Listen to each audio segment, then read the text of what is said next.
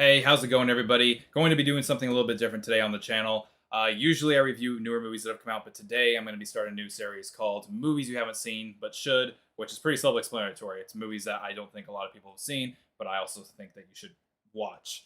And every now and then I'm going to be uploading videos like this. Today we're going to be talking about the 2009 movie Antichrist, and if you're a psychological thriller fan, this movie is especially for you. Listen, this is probably going to be on the one of the shorter ends in some of the videos I make, just because this movie is absolutely great, but it's to the point where I don't want to give too much away. But I want to give you just a glimpse, just enough of a glimpse into this movie to the point where I feel like you should go and watch it. Antichrist stars Willem Dafoe and Charlotte Gainsbourg, and they play a couple who tragically loses their son, and they end up going off into a cabin in the woods to kind of rectify their relationship, and some other stuff ensues, stuff that it's better, like I said, going into this movie as blind as possible going to be the best thing for you.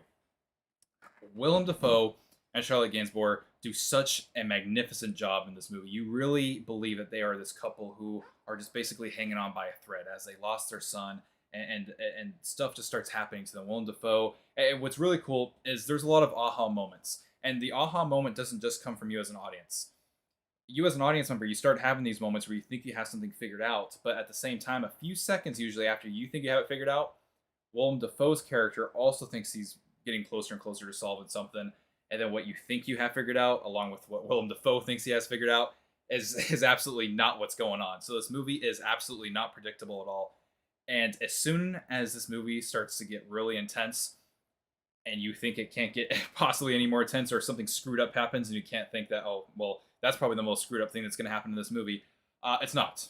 The movie decides to turn the dial up past 100 and just basically throw a bunch more stuff at you, and that's what I really love about this movie. Is this is absolutely not predictable, but at the same time, you almost feel dirty in a way watching this movie, because you're watching this couple who's just hanging on by a thread, like I said, and it just seems like whatever they're doing, they're doing something wrong, and everything that they try, it just feels like it's like you're watching a couple fall apart, but at the same time, you're watching like a couple who really do truly still love each other, but also hate each other, and they act like they want to kill each other at the same time.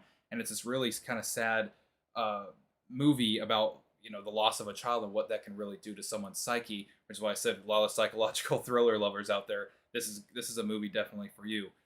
There is some messed up scenes in this movie. Listen, there is some blood in this movie, but that's not even the messed up stuff. There's some torture and stuff in this movie. So if you're not the biggest fan of like bodily torture or anything like that, probably not the movie for you. But if you don't mind the bodily torture stuff, which isn't like, I should put it this way: the bodily torture stuff, while it can probably make you a little bit squeamish, it's not necessarily like the Saw movies. The Saw movies took like body torture, and same with those Hostel movies. They took those and they kind of really blowed up. This movie is a little bit more uh, subdued technically with that, but at the same time, just the way stuff happens and how we really grow to like our characters at the same time, even though the body torture is subdued a little bit, it feels really powerful. This is a movie that, listen, Lars von Trier, who directed this movie, did an absolutely incredible job, just really getting the best performances he could have as actors. But at the end of the day, it's about a movie about a couple who go through such a tragic loss, and they're basically just trying to rectify their relationship. And some crazy crap starts going down, and you you will not believe it unless you see this movie.